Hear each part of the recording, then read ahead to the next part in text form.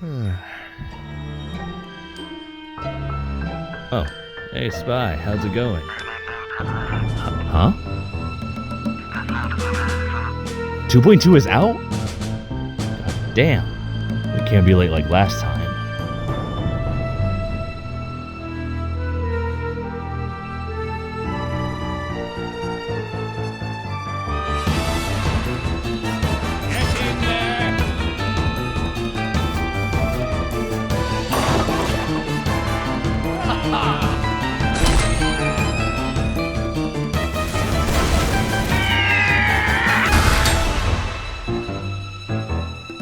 Welcome to TF2C's Double Down update. With double the fun and double the trouble, let's get down to business, shall we? When we said double the trouble, we really meant that, because now you've got double the fat greedy British businessmen to deal with the introduction of the new game mode, VIP Race. Usually in VIP there would be one team that has to kill the civilian, while the other has to escort him.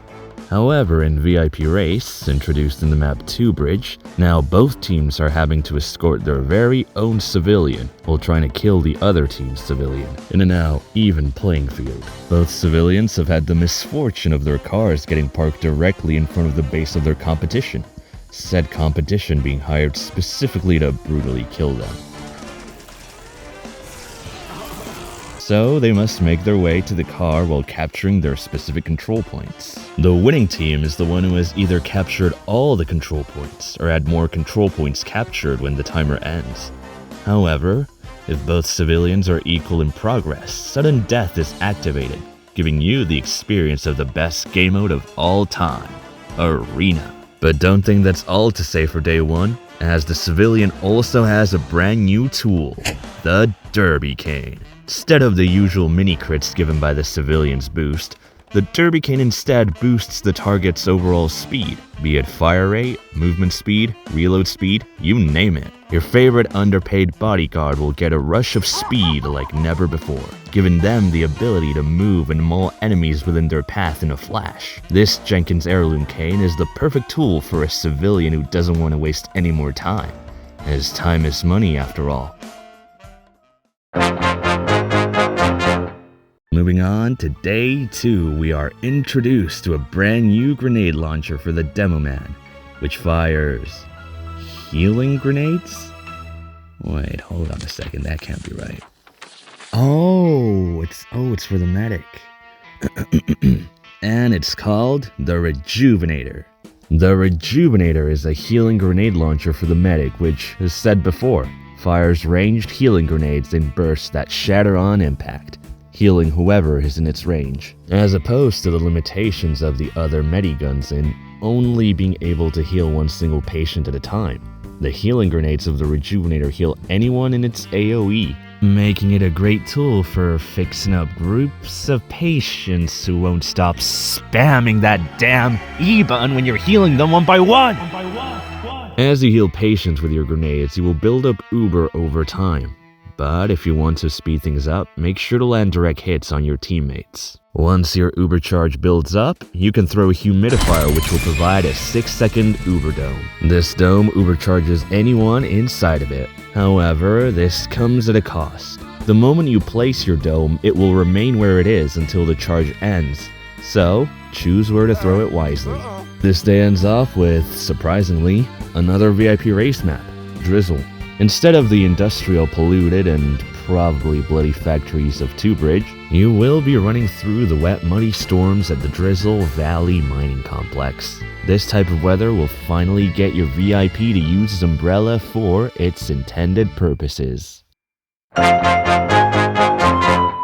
On to day 3, we start off this time with the right grenade launcher, the Cyclops. The Cyclops is a brand new grenade launcher for the Demo Man, which fires a single EMP grenade that can detonate on command. How this works is that as long as you hold down your primary fire button after firing the grenade, it will not detonate until you release said button, giving you the opportunity to shoot your grenades at whatever distance you desire, and the ability to prepare pipe jumps more thoroughly. But that's not all for the Cyclops, as you can also use it to detonate your own stickies, mines, and even dynamite. combining their damage with the Cyclops' damage to give you an explosive combo. In addition, it's also a great counter tool for any traps enemy Demoman might have placed, as the Cyclops will deactivate them with ease. However, this weapon comes at a downside. Surprise. It can only hold one singular grenade in its clip, hence the name. The second item for today is the brand new melee weapon for the soldier, the Admiralty Anchor. If you're a soldier who's not a big fan of staying in the air for too long, then the Anchor is the perfect weapon for you. Once you pull out this weapon while in the air, it will increase your gravity by 30%, causing you to plummet to the ground swiftly. What's more, the moment you hit the ground while holding the anchor out, an earthquake will occur, damaging any enemy in its radius with the chance of causing huge knockback to them. The strength of your earthquake depends on how long you've been falling with the anchor, so the longer you fall, the deadlier you become with it. If you're starting to think that you have become a cannon with this weapon, then you'd be absolutely correct, because now you've become a glass cannon, as the anchor's major downside is that it will cause any projectiles that hit you while you're airborne to deal critical damage.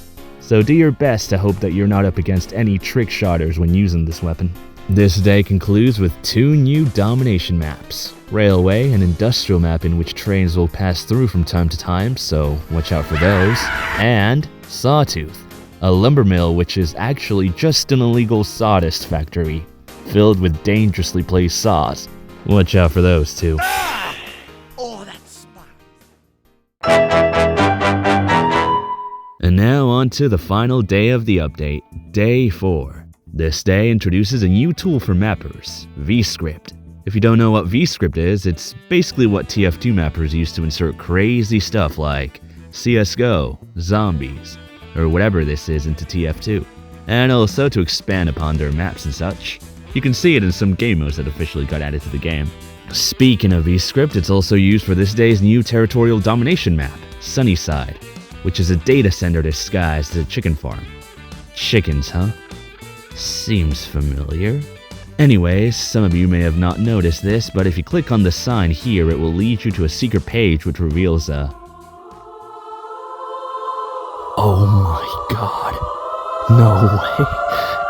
It's real. The cock update. The civilian cock update is real.